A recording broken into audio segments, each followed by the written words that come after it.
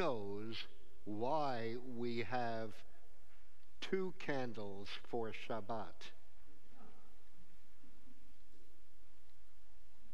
Oh, boy. Okay, so good opportunity for teaching, and that's what rabbis are supposed to do, take advantage of any opportunity that presents itself for teaching a little bit of Torah. Remember that in olden days, now it's hard to remember a house, a home that wasn't all lit by electric lights. You know, we can make our homes as bright inside as we want them to be, as we do with this room. But back then, well, if you were well-to-do, you had torches on the wall. And one torch doesn't throw off a lot of light. 10 torches throw off more light, but it's still not very bright in the room. But if you were just ordinary folk, well, what you had for light in your home was a simple oil lamp. It's, you know, you've seen these, haven't you? They look like a little pitcher. It's got a wick in it, and they burned oil in it. Well, to show that Shabbat was different, that you could have extra things on Shabbat, you set out a second lamp. 2 oil lamps, and that's the origin. And this is long before candles were invented. Of course, by the time candles, wax and paraffin and tallow candles came into being, the practice of having 2 lights for Shabbat was well established. And by the way, they didn't have matches either.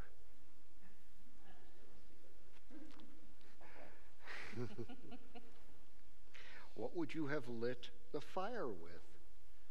Well, you had your oil lamp, of course. You could take something, or a fireplace that you used for cooking, right?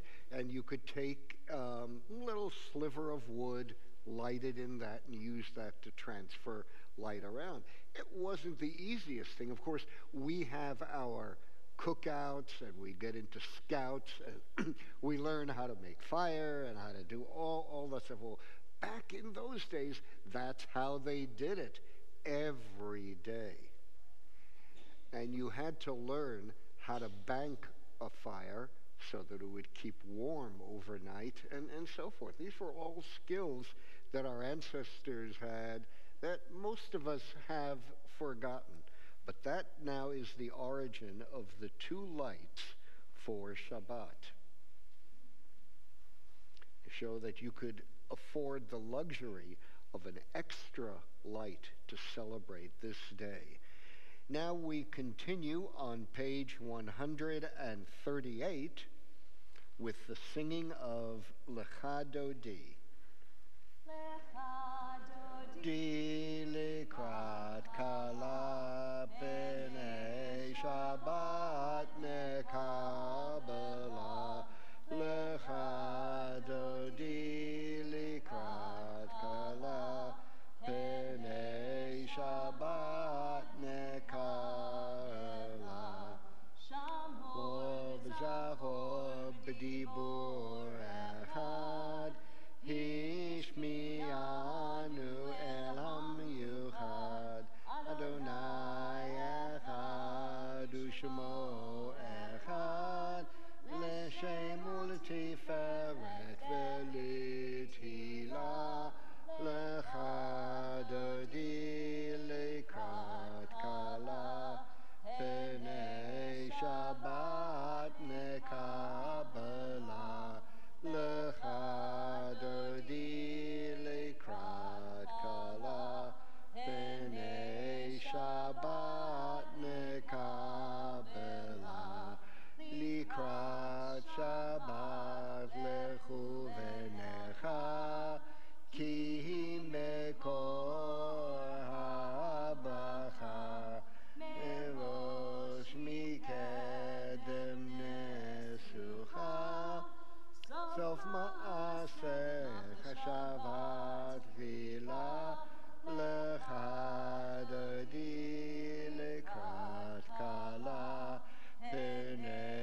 Shabbat nekabela likrat kala ne Shabbat kala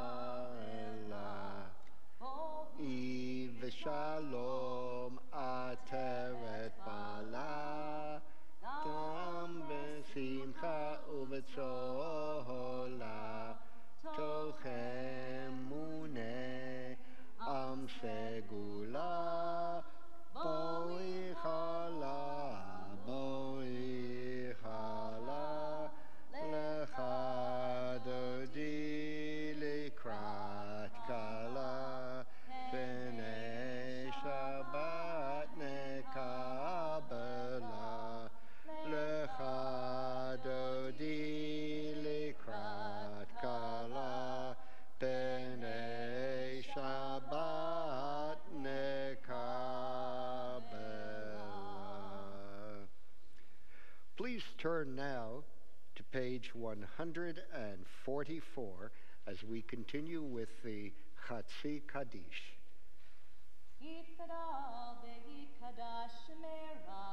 Amen. Sorry about that. Of Yomechon Uchayedecho Beit Yisrael Ba'agala Ubizman Karev Mavu Amen Yehi Shmei Rabba Mevorach Yolam Lo Me'omaya Yitbarach Barach V'yishtabach V'yitpa'ar V'yitromam V'yitnaseh V'yitale V'yitala Shemei Dekusha Berichu Eila Min Kol Bechata V'shirata Tushbechata V'nechemata Da'amiram Be'oma Imaru. Amen. Now, another opportunity for learning. Where you look in the English on page 144, and the first line, exalted and hallowed be God's great name. It's a very good translation of the first line of the Hebrew. But which word, actually, correction, wipe that off, Aramaic, it's not Hebrew. The Kaddish prayer is written in Aramaic, not in Hebrew. And do you know why they wrote it in Aramaic? Because the common people didn't know Hebrew, but they knew Aramaic. This gave ordinary folk an opportunity to participate in the service because they couldn't understand the Hebrew. So by making this prayer in Aramaic, well, everybody could join in and participate. Of course, right now, very few people know Aramaic. And if you're a rabbi, of course, you have to learn it because the Talmud is written in Aramaic. And but few prayers still persist that are in Aramaic. The Kaddish is one of them. Can anybody name another prayer that is written in Aramaic? I'm sorry, I can't hear you. Well, yes, that's still the Kaddish. Same thing. The Kaddish, in all its different varieties, there are about 7 or 8 of them. You're absolutely correct, sir. Kol nidre v'sareh. Of course, Aramaic is a cognate language to Hebrew, like Spanish and Italian. They both derive from Latin. And if you know Latin, then you could study French, Spanish, Italian, Portuguese, any of the languages that are derived from them, and you'd have a leg up on the problem. Okay, but Aramaic is similar. It's in the same family as Hebrew. What other languages are in that Semitic family? Arabic, yes. Syriac, which is, these are languages that are still spoken in parts of the world today. Amharic. Where is Amharic spoken? In Ethiopia. That's the language of Ethiopia. Yeah, so there are still lots of countries where Semitic languages are spoken, and Hebrew is one of them. Aramaic is spoken in parts of Iraq, Lebanon, the Kurds, Kurdistan. The Kurds speak Aramaic. That's their local, everyday language. Okay? So that's where Aramaic comes in. We'll continue now on page 146 as we rise for the Baruch Hu.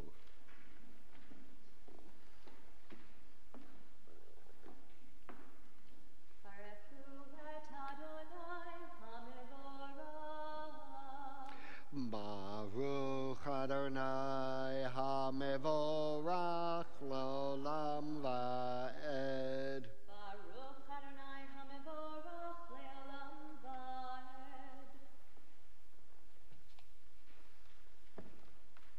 We'll remain standing and we'll continue on page 151. At the top of the page. As you taught Torah to those whose name I bear, teach me Torah too. Its mystery beckons, yet I struggle with its truth. You meant Torah for me. Did you mean the struggle for me too? Don't let me struggle alone. Help me to understand, to be wise, to listen, to know. Lead me into the mystery.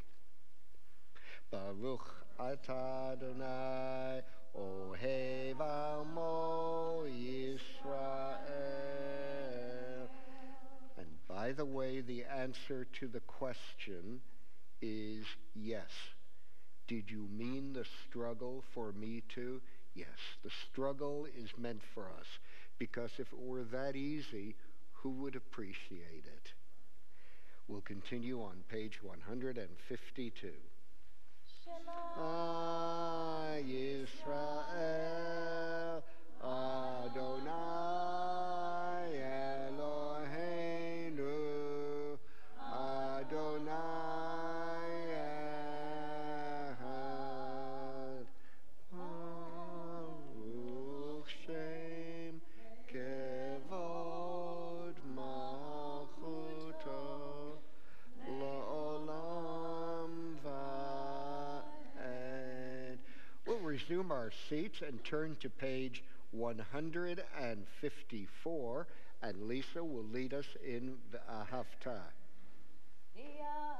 Haftarah et Adonai Elohecha b'chol levavcha u'b'chol nafshecha u'b'chol me'odecha v'hayu hadvarim ha'ele asher anochi metzavacha hayom al levavecha shinantam levanecha v'dibarta bam yiftecha b'veitecha v'lecha v'derech u'v'shukpecha u'v'kumecha u'kshartam la'ot ayadecha v'hayu letotafot bein einecha u'ktavtam zot beitecha v'isharecha v'shim tizkeru v'asitem kol mitzvotai Vitem kedoshim leloechem. Ani Adonai Elohechem. Shehotzeti etchem Eretz Mitzrayim liot lachem Elohim. Ani Adonai Elohechem.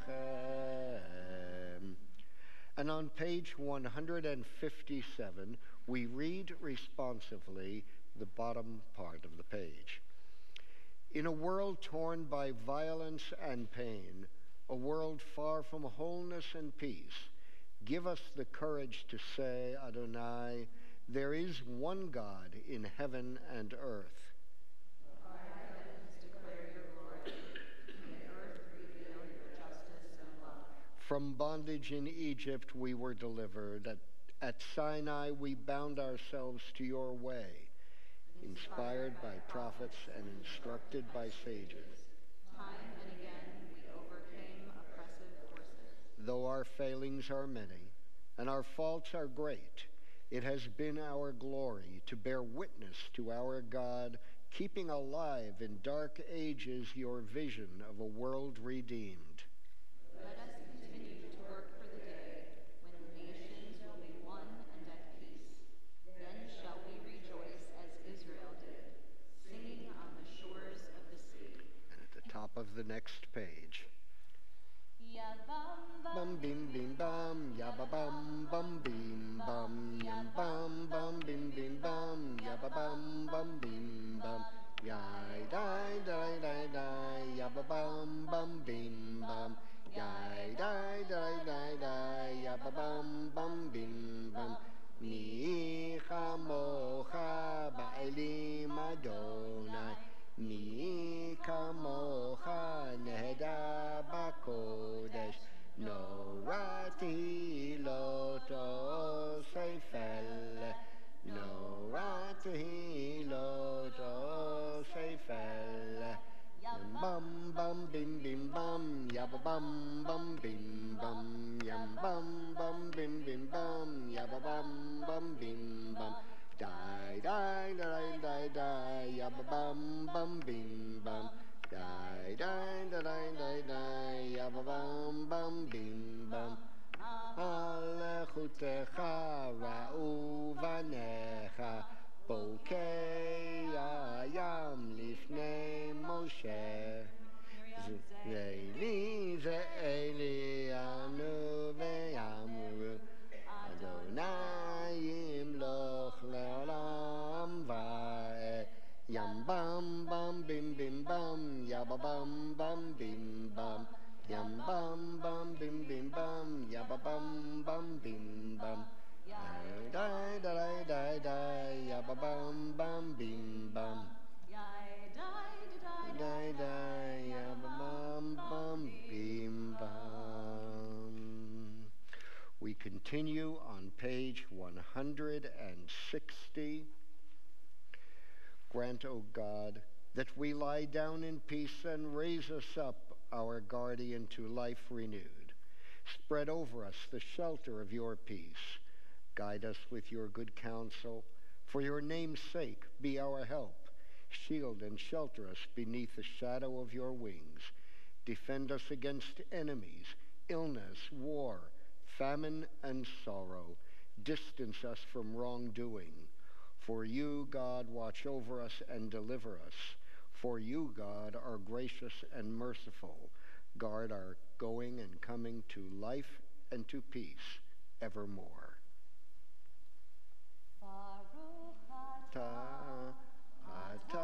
Adonai, hapore sukat shalom. Shalom aleinu ve'al kol amo Yisrael. Baruch ata Adonai, hapore sukat shalom. Shalom aleinu ve'al kol amo Yisrael.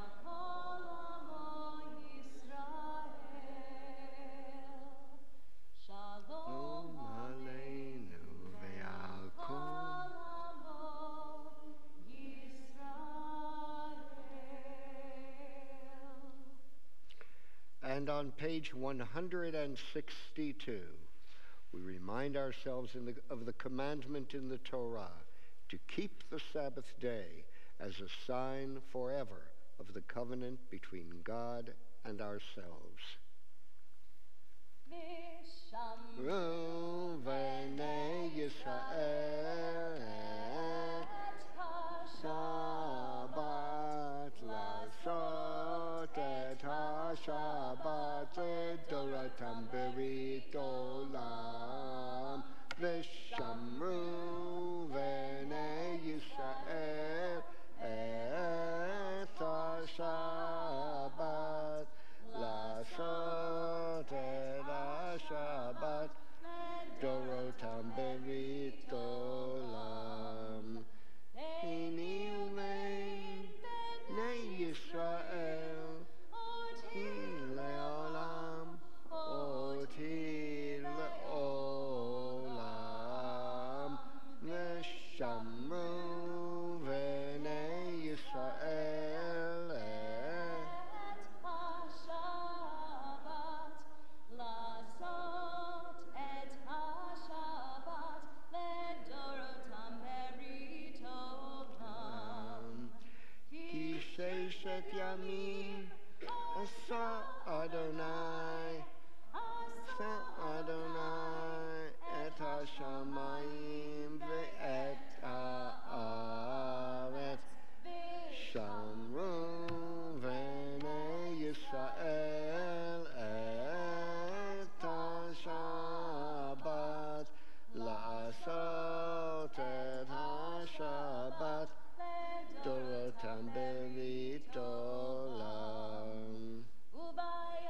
Ashvi'i Shabbat vayinafash Shabbat vayinafash. V'shamru b'nei Yisrael et ha-Shabbat la'asot et ha-Shabbat dorotam berit olam. We continue on page 164. Those who wish will please rise as we continue with the tefillah. We'll be reading the even-numbered pages.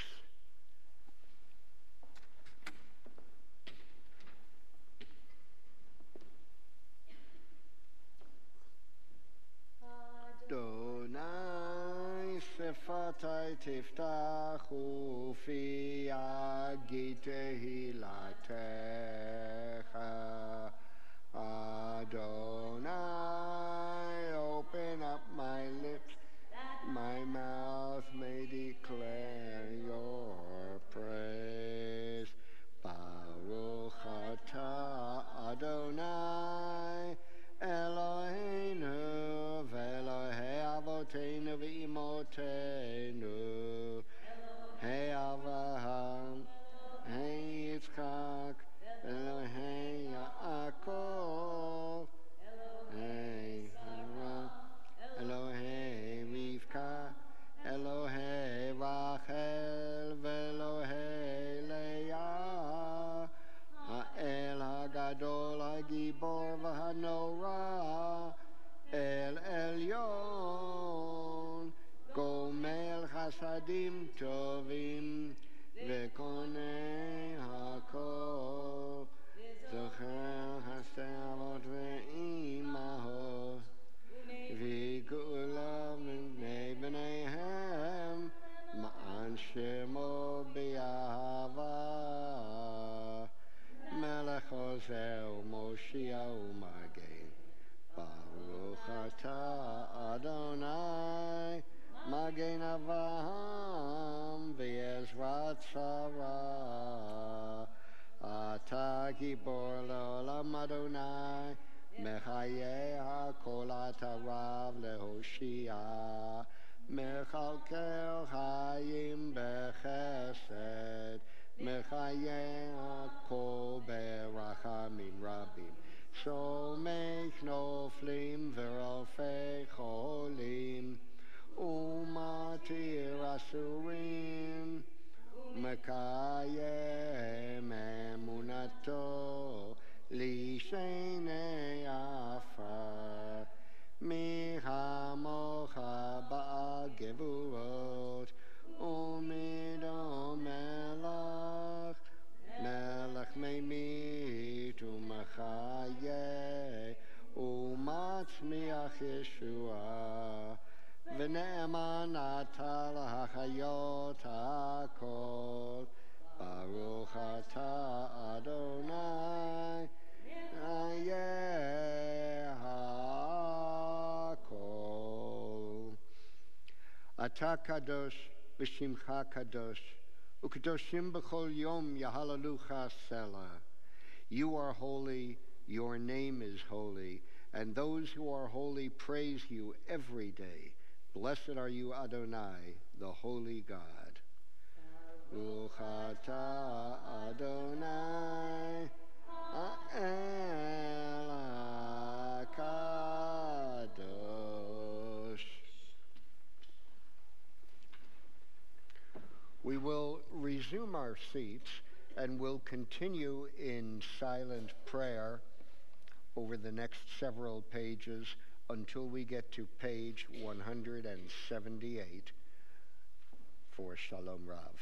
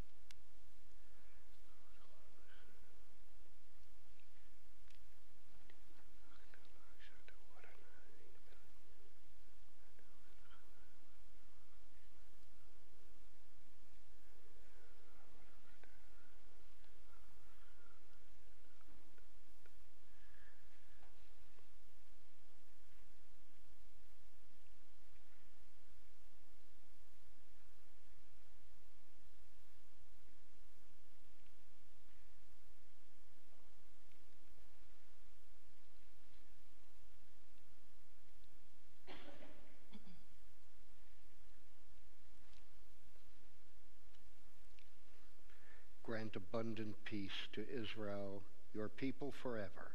For you are the sovereign God of all peace. May it be pleasing to you to bless your people Israel in every season and moment with your peace. Shalom Rav Yisrael Tasim le'olam. Shalom Rav Yisrael amcha tasim le'olam. Ki ata hu melech adon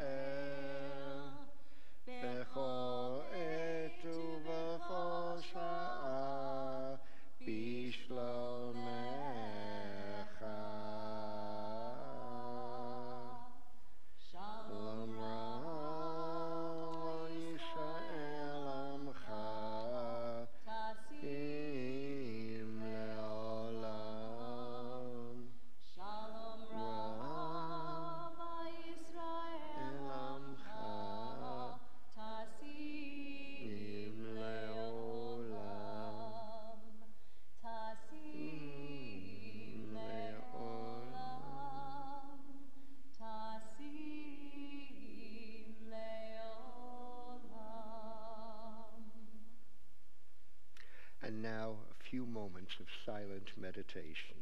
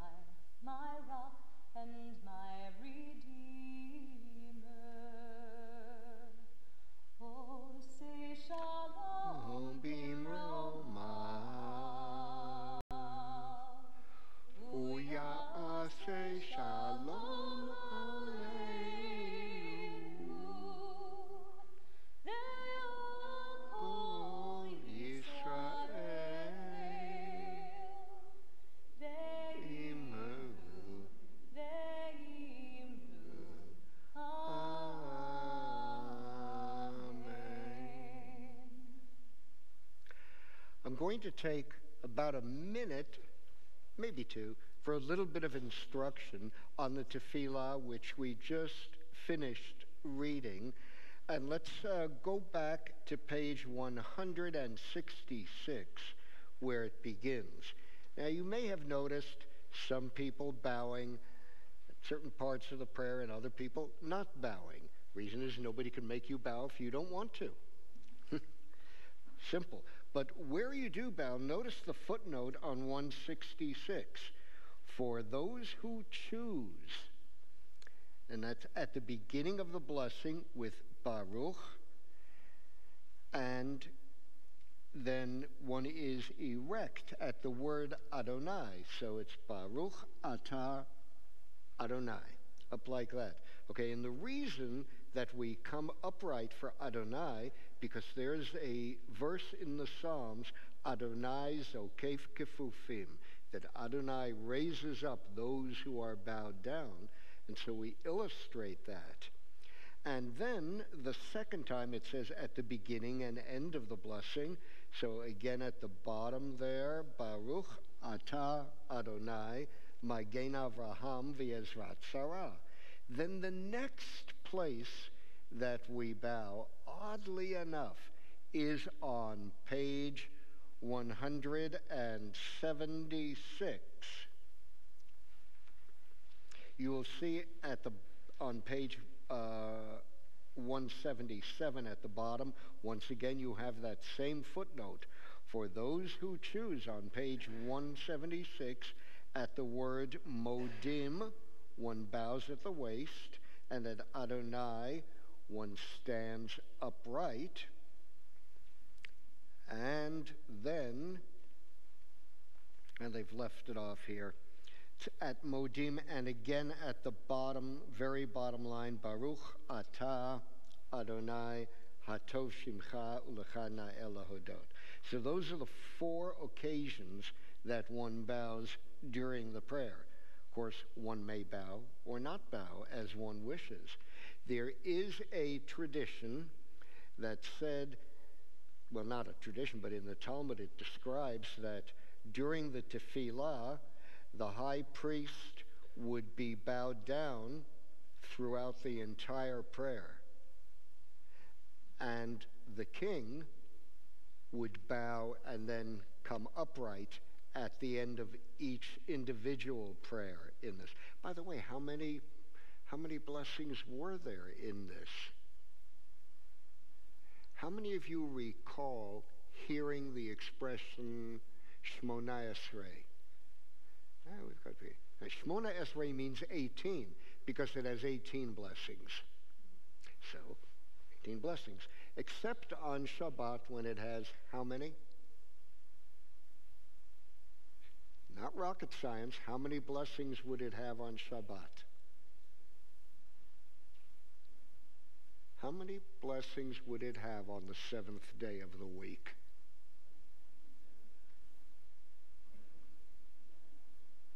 Missed it again, huh? Seventh day of the week. 7 blessings, yeah. Right? See? Okay, we'll continue now with our Torah service on page 364 as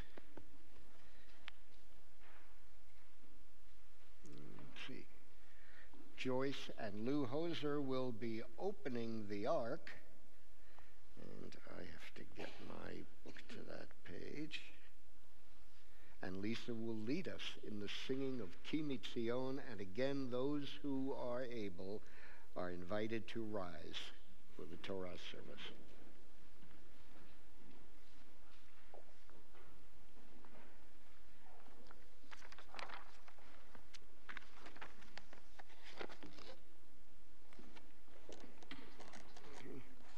Ki Mitzion. Wait.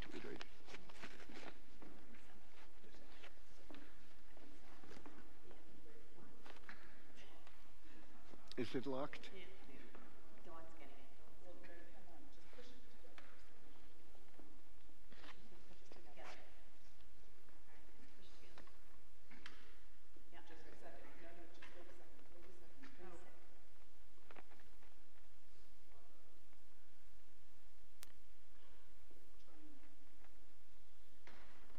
All right, we can manage it with a... It's unlocked. It's supposed to be unlocked.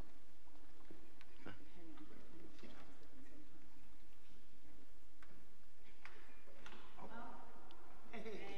Clever, these Japanese. Mitzion Tetzeh Torah, Ki Mitzion Tetzeh Torah, Udava Adonai, Miwushalayim, Wushonatan Torah, Torah, Wushonatan Torah, Torah, Mo Yisrael, Bikdushatam. In this scroll is the secret of our people's life from Sinai until now. Its teaching is love and justice, goodness and hope. Freedom is its gift to all who treasure it. Okay, we take the Torah out.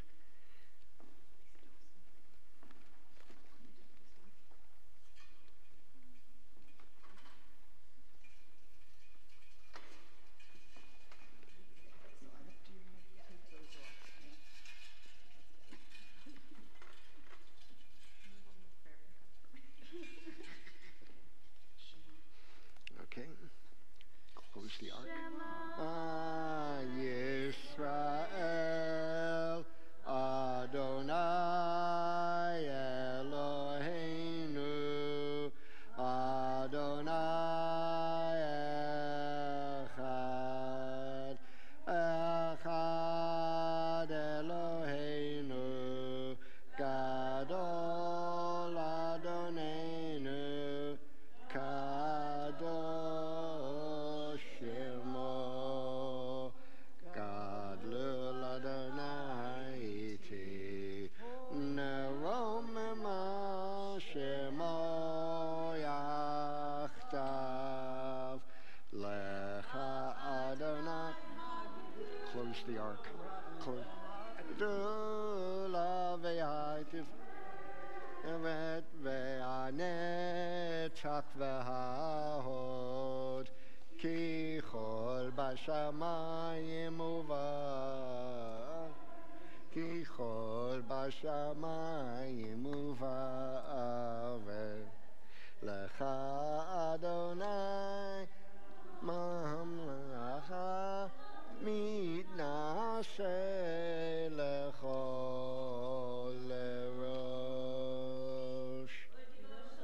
Aleinu, Yavo Shalom Aleinu, Yavo Shalom Aleinu, Ve'al Kulam. Shalom Aleinu, Yavo Shalom Aleinu, Yavo Shalom Aleinu, Ve'al Kulam. Shalom Aleinu, Ve'al Kol HaOlam. Shalom, Shalom. Shalom, Leinu ve'al kol ha'olam. Shalom, Shalom. Shalom aleinu, Yavo Shalom aleinu. Shalom aleinu ve'al kulam.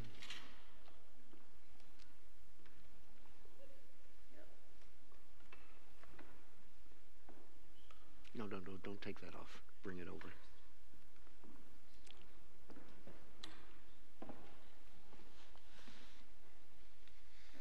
It's not easy to walk, sing, and hold the Torah at the same time, actually. I thought it would be easier.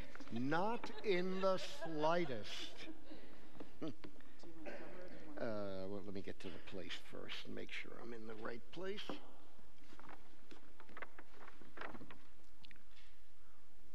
Now that's what I call real courtesy. He left it rolled up to the right place. Wow. Let me almost to the right place because I got to get to the part where I said I was going to read. So no. Yes, we're right here.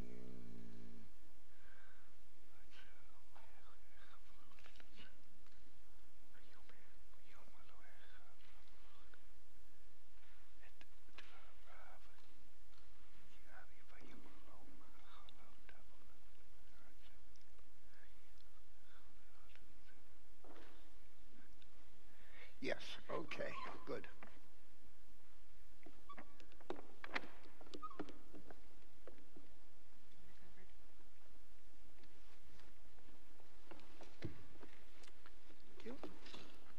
Now, our Torah reading on this Shabbat is from the 37th chapter of the book of Genesis, and it's an amazing bit of narrative. Joseph is at odds with his brothers. He keeps having these dreams. And the dreams seem to indicate that he will have dominion over his brothers, the rest of his family. Now, if you have a dream like that, the best thing to do about it is not tell anybody. But that's not Joseph's way. He tells everybody that he can. I had this amazing dream. I saw the sun and the moon and 11 stars, and they all bowed down to me. Wow. Or we were binding sheaves of wheat in the field, and your sheaves of wheat bowed down to my sheaf of wheat. That's the kind of dream you should not share with anybody, unless you're in analysis.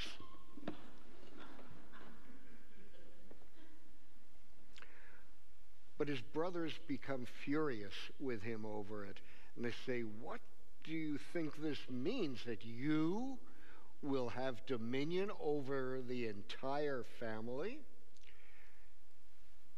Jacob, on the other hand, is no stranger to remarkable dreams which seem to portend the future in a mysterious way. And so the Torah relates that Jacob kept the matter in mind. Well, when we get to the part where we are in tonight's reading, Jacob sends Joseph out to find his brothers, bring them some food, and bring back word to him as to how the flocks are doing and what's going on.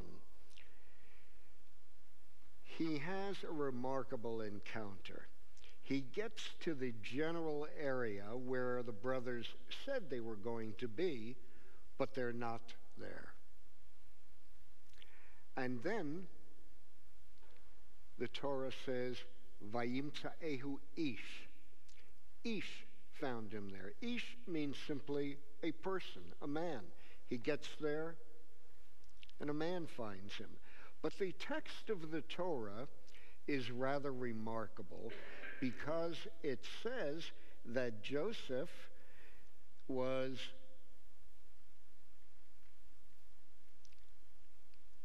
wandering about in the field.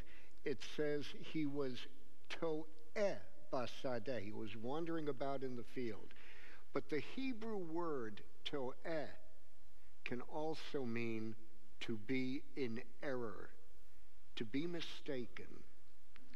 Joseph has had a number of mistakes in his life, and everything is going to come to a head in a few moments when his brothers get their hands on him, because they have been planning all along to kill him. And this is the time when everything is going to happen. This unknown person, he's never given a name. Rashi, our 11th century scholar, says it was the angel Gabriel, but of course we don't know that. But he's the most important person in the Torah because he changes the entire direction. Had Joseph not encountered him, he would have wandered around for a little bit and then returned home. That's what you do if you can't find your brothers. But because Ish tells him exactly where to go to find his brothers, Ish gives Joseph that little nudge that he needs for history to follow along the path that God intends for it to.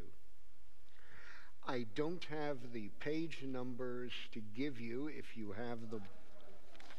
There you go. See, I have a Torah scroll. It doesn't have page numbers in it. Okay. And we will call for our Aliyah, Ronnie and Gil Mason, who are celebrating their 44th wedding anniversary. And I assure you that everybody here tonight rejoices with you. Ya amdu la Torah.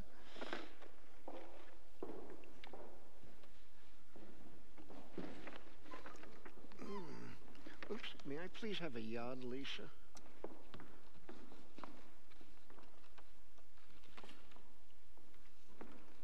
Thank you.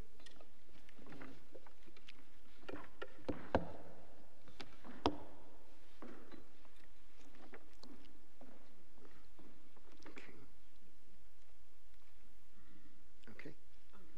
Ready for you. Baruch Adonai Hambarach L'olam Va'ed.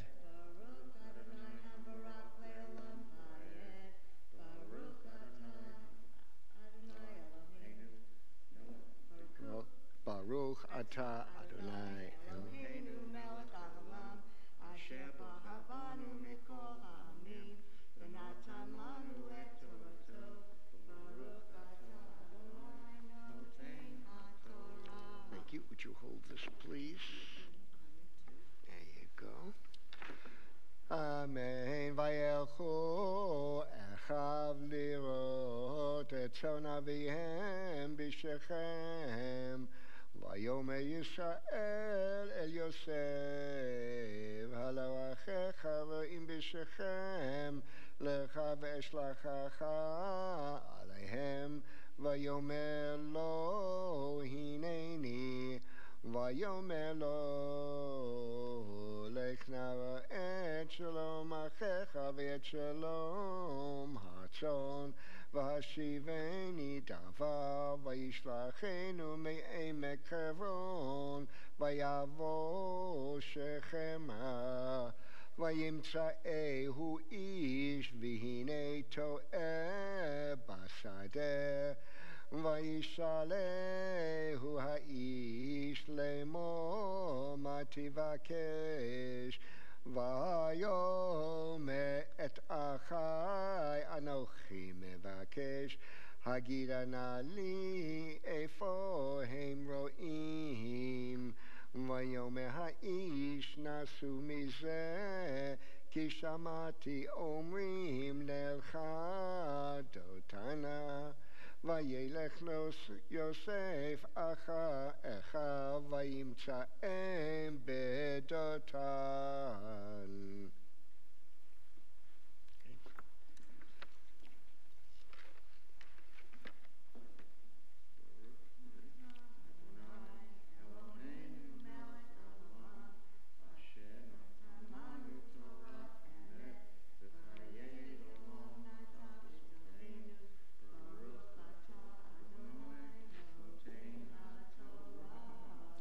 Amen.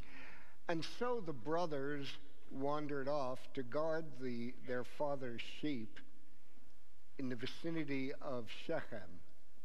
And then Israel said to Joseph, your brothers are watching the sheep in Shechem. I want you to go. I'm going to send you to them. And and Joseph replied, at your service. And Jacob said to him, go now and look after the well-being of your brothers, and the well-being of the sheep, and bring me back word. And so he sent him from the valley of Hebron, and he came to Shechem. And he was there, and Ish found him, and he was wandering about in the field. And the man asked him, what are you looking for? And he said, I'm searching for my brothers. Could you please tell me where they have gone? The man said to him, they've wandered off from here, but I overheard them saying, let's go to Dothan. And so Joseph went after his brothers, and he found them in Dothan.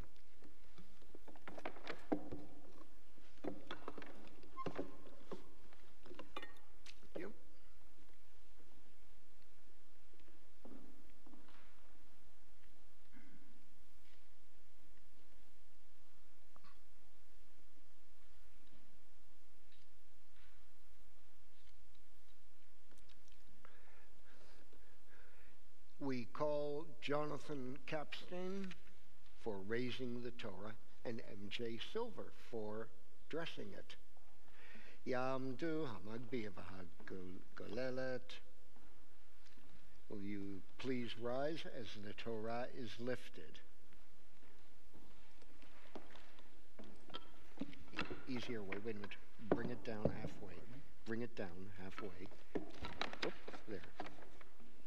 Vezot HaTorah asher sam Moshe lifnei bnei Yisrael al pi Adonai beyad Moshe. This is the Torah which Moses placed before the people of Israel, God's word through the hand of Moses.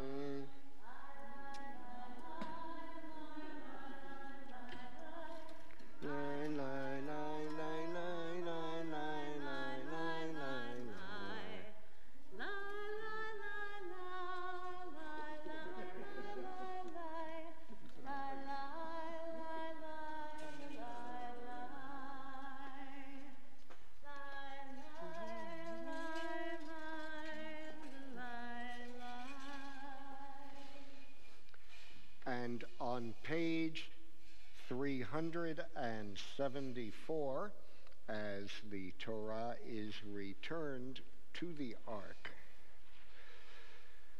Let's see. Bobby and Babs, we need you to open the ark.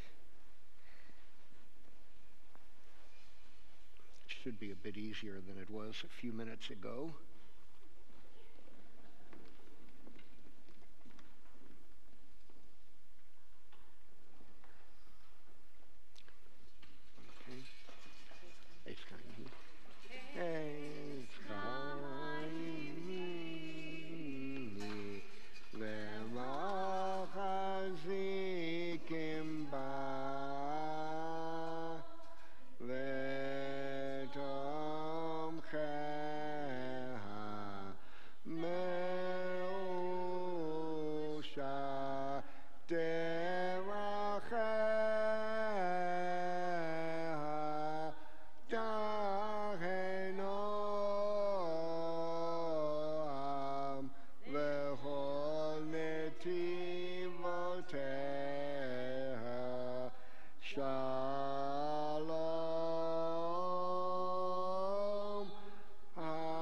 Shivenu Adonai Chavena Shuva Kadesh Yameinu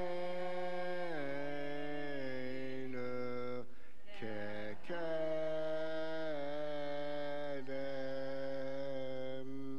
Close the ark.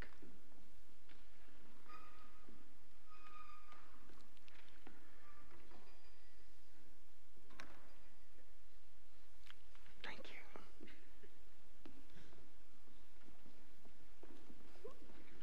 There you go.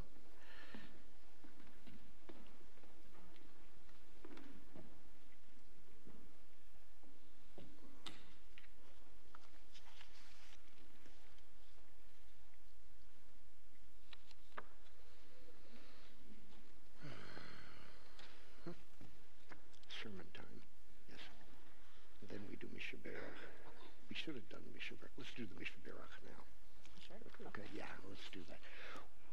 We're going to turn to page 371 for Mishaberach prayer.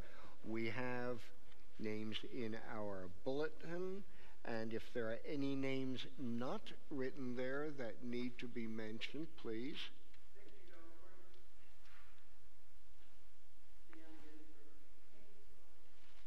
Lance Hellman.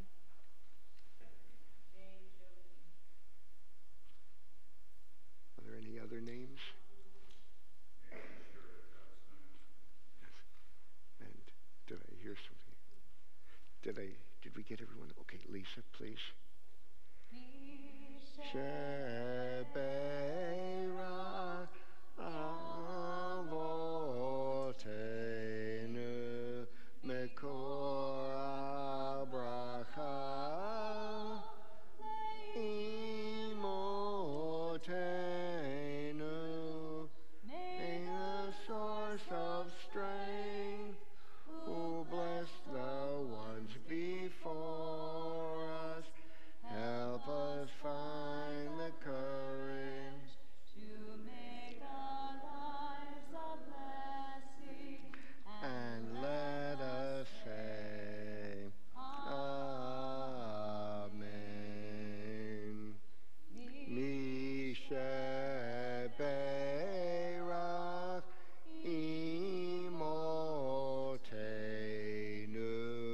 mekor habracha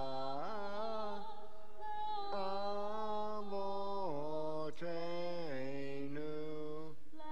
Those in need of healing, refuah shelema, renewal of body, renewal of peace, and let us say Amen.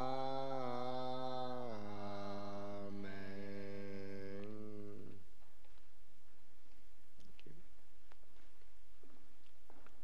There's something different. You may have noticed it as you drove up this evening. What's different? Right, there was this big white thing out there. It wasn't there the week before. What's it called? A Chanukiah, a menorah.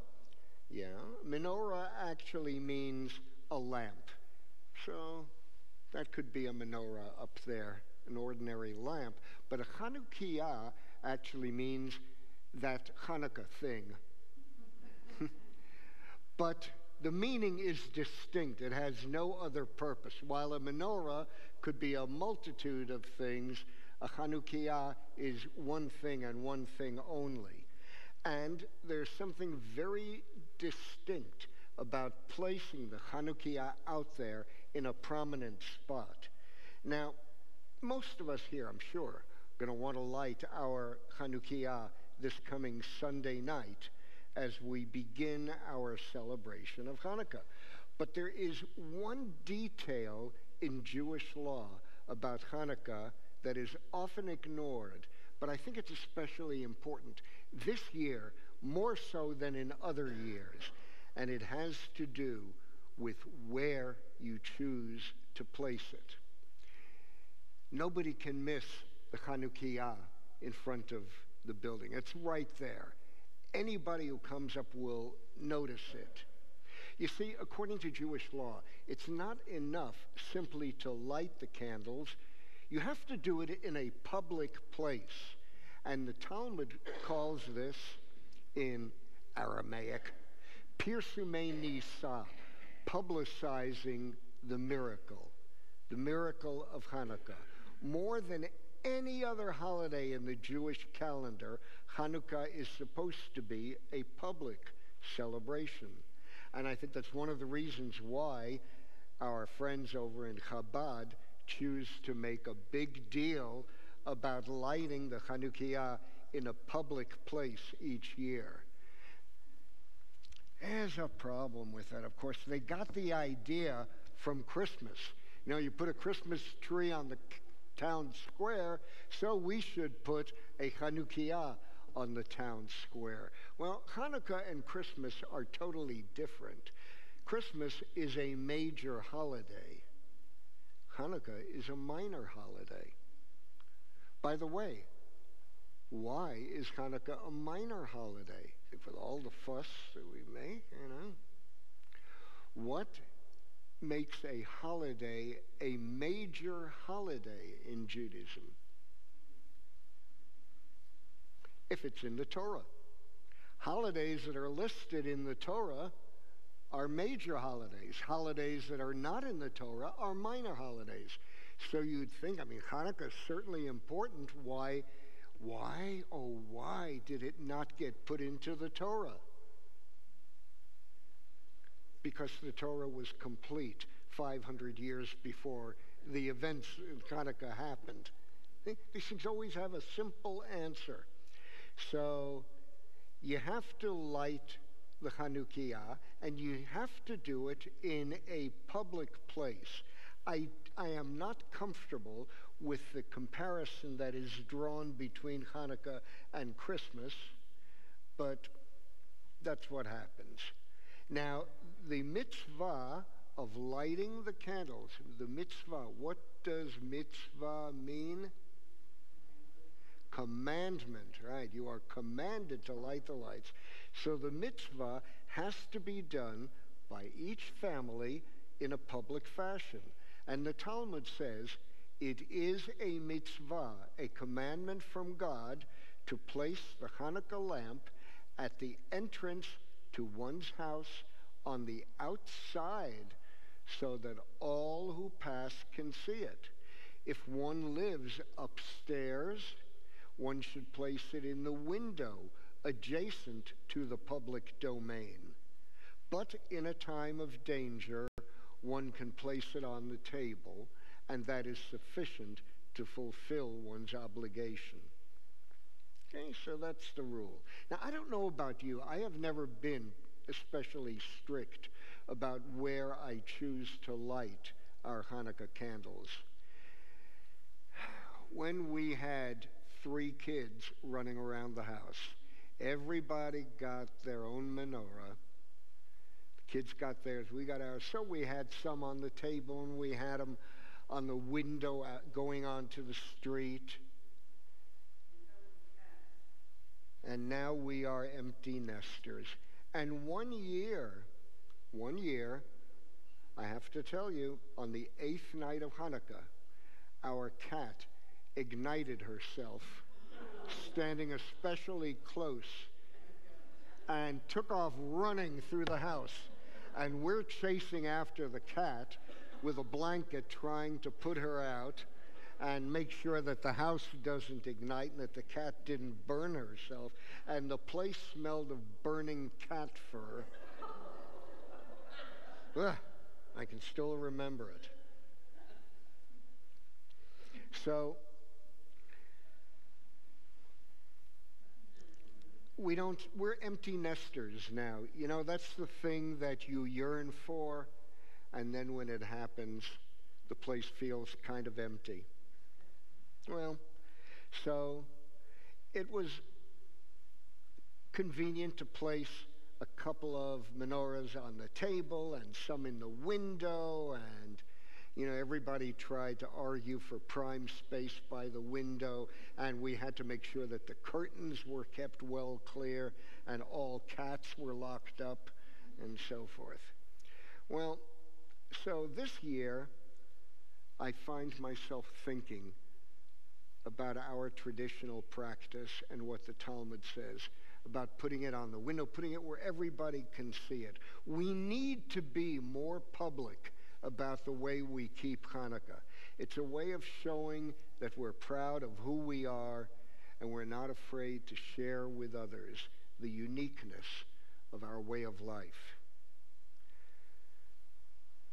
But if there was ever a time when we were uneasy about the growing specter of anti-Semitism, it is now.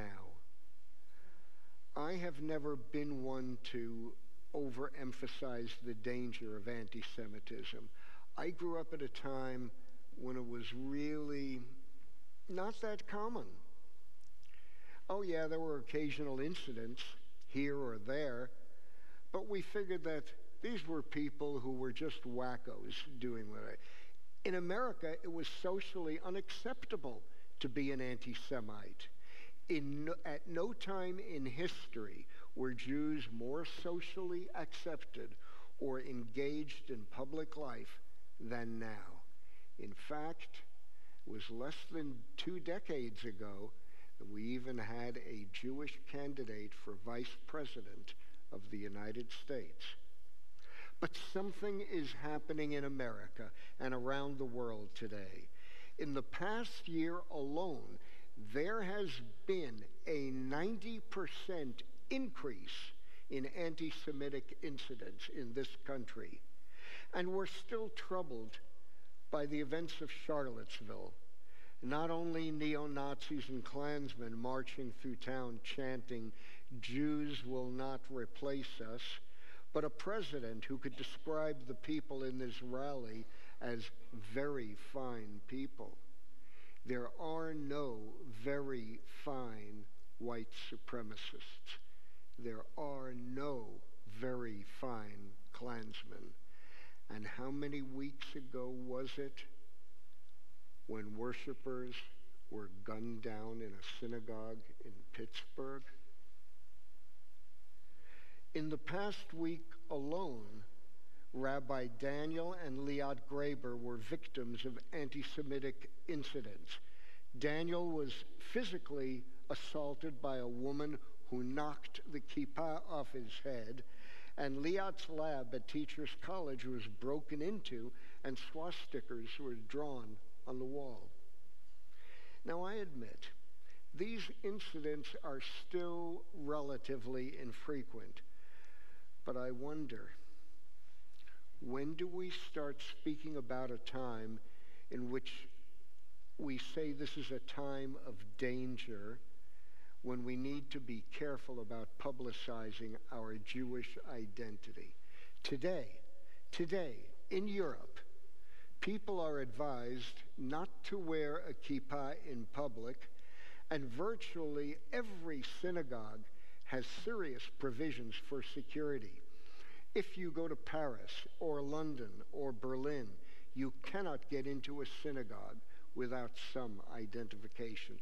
And those of you who have traveled, as we have, to synagogues overseas know what I'm talking about. You can't just walk into a synagogue. You have to prove that it's okay for you to be there. Now, I'm not going to wring my hands in grief and say there's another Holocaust coming. I don't think that that's at all the case. But I think that the recent rise in anti-Semitic incidents requires a response from us.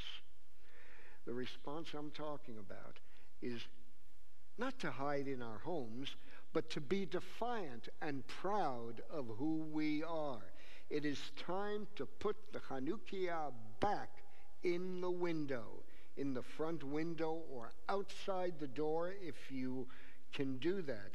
It is time for us to wear our identity publicly, no matter who we are or where we stand on the political spectrum, we are all Jews, and we all oppose hatred and bigotry, and we will not hide in the shadow and tremble before the bigots.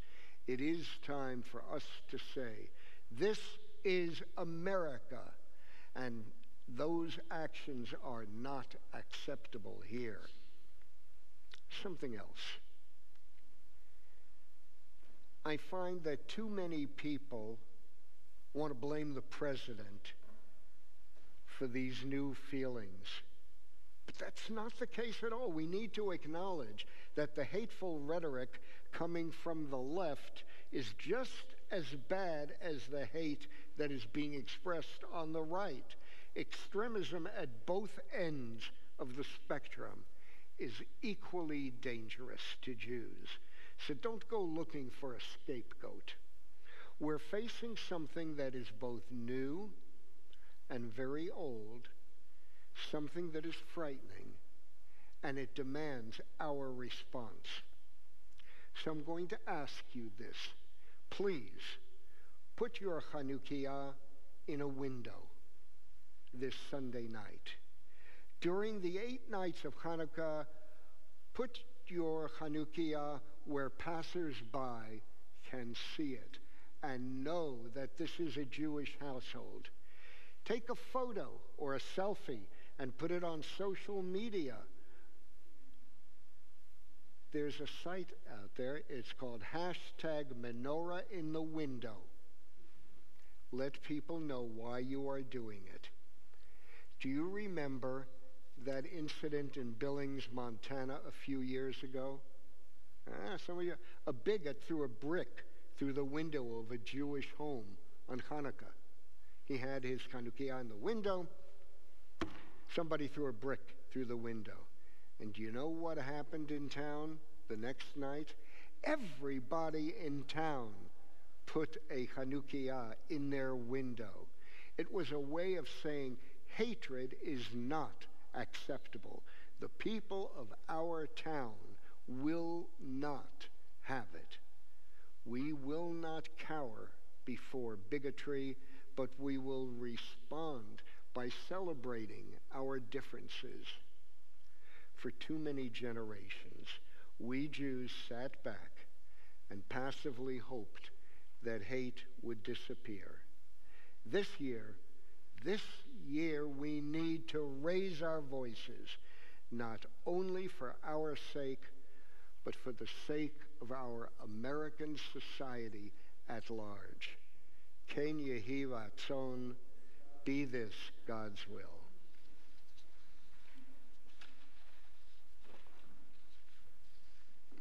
We turn now to page 586. I'm going to ask Bobby and Babs to come up. No, I'm sorry, wrong ark opening. Rochelle Gershonow and Phil Feynman to come up and open the ark for Aleinu on page 586. And those who are able, please rise as the ark is opened.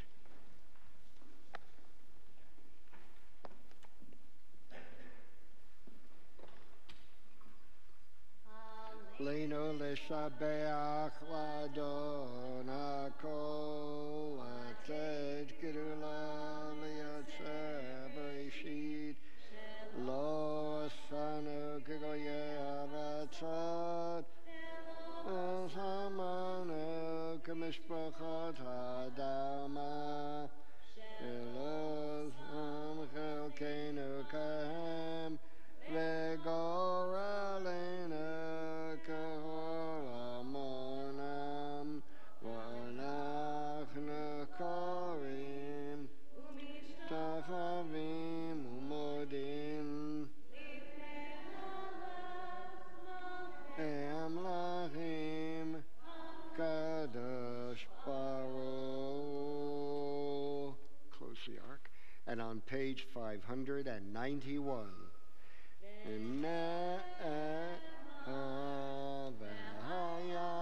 Adonai Melech HaKol Haaretz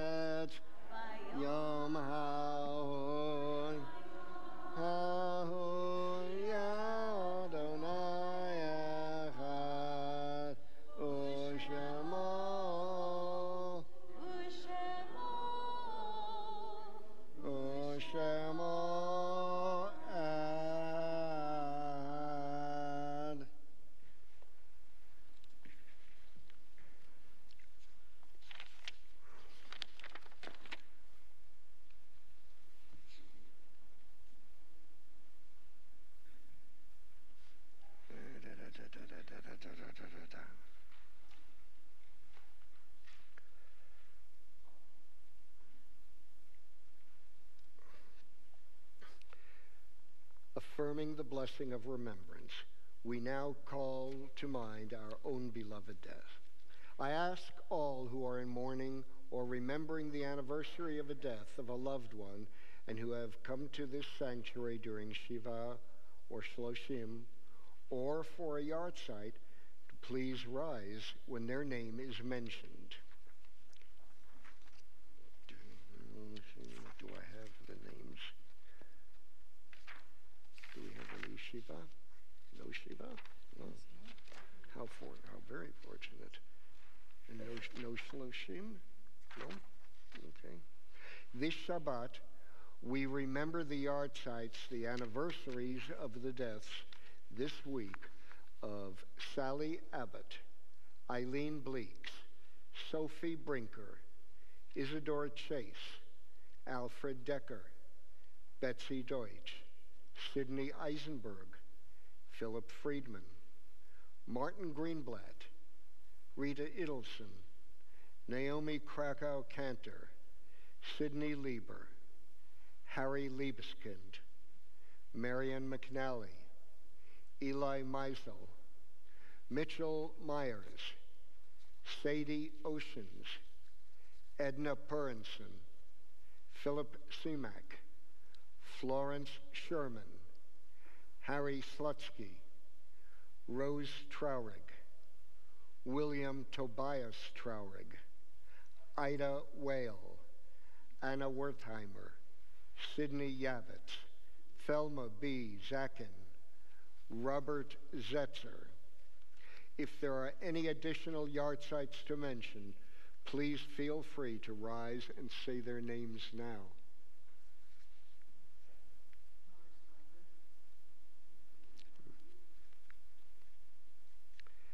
A practice in our congregation is to further consider these individuals at this time.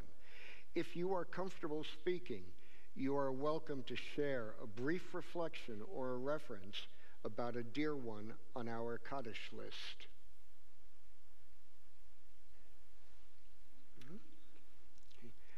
Now, we recall those American troops who have died this week while protecting our freedom.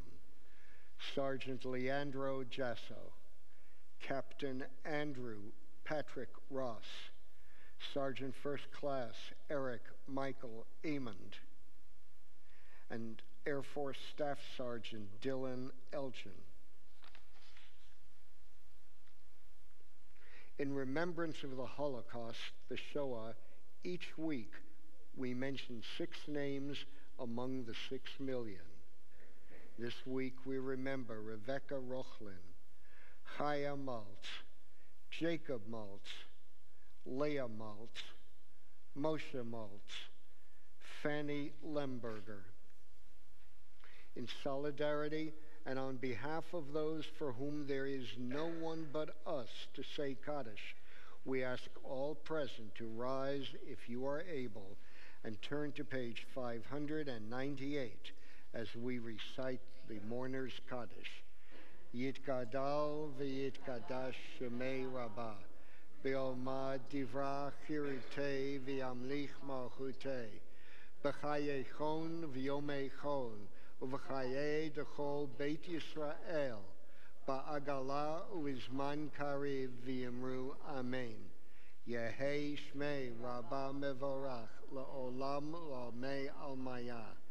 Yitbarach v'yishtabach v'yitpa'ar v'yitromam v'yitnaseh. V'yithadar v'yitale v'yithalal shmei dekudisha b'richu le'ela min kol berchata v'shirata tush b'chata v'nechamata da'amirian be'olma v'yimru Amen. Yehei shlama rabba min shmaya v'chayim aleinu v'al kol Yisrael v'yimru Amen. Oseh shalom v'imromav hu ya'aseh shalom aleinu v'al kol Yisrael v'yimru Amen. We resume our seats and announcements will be made by our president, Lisa. Oh, here they are. There they are. And I'll sit down for a moment.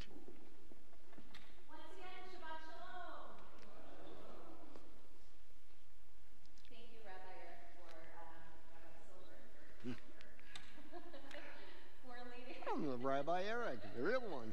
For teaching us so much. Wonderful. Any good news? Birthdays or anniversaries? Really? Yeah.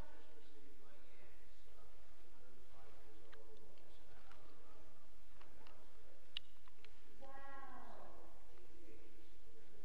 Oh my gosh, that's so amazing. So wonderful. Wow. Yes.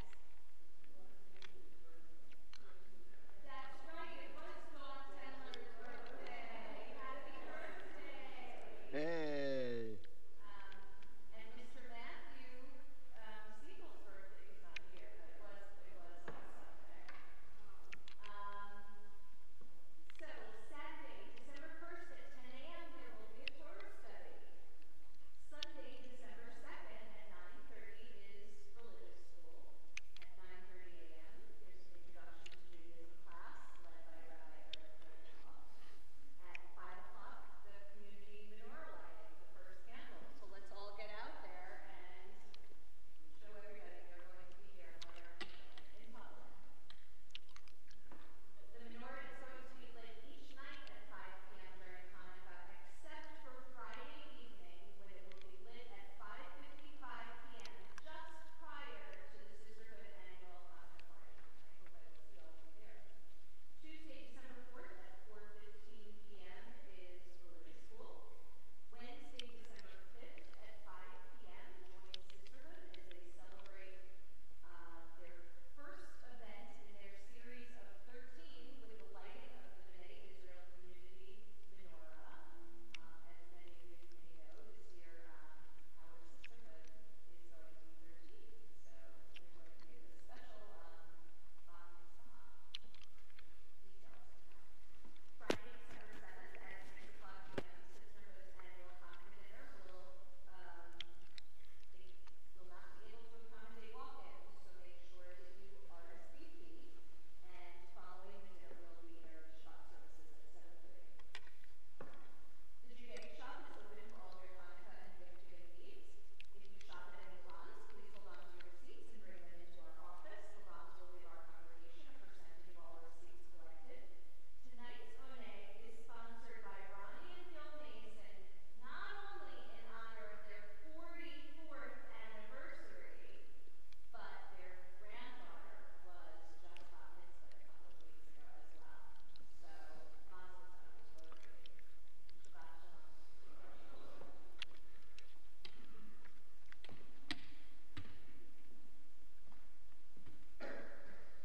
Well, this is certainly an auspicious week.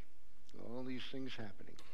Our closing hymn will be found on page 625, Adon Olam. Will you please join?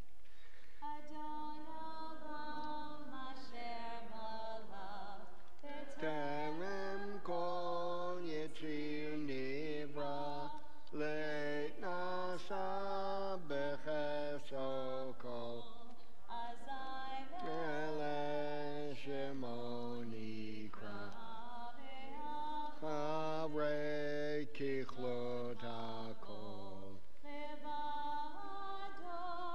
yimloch no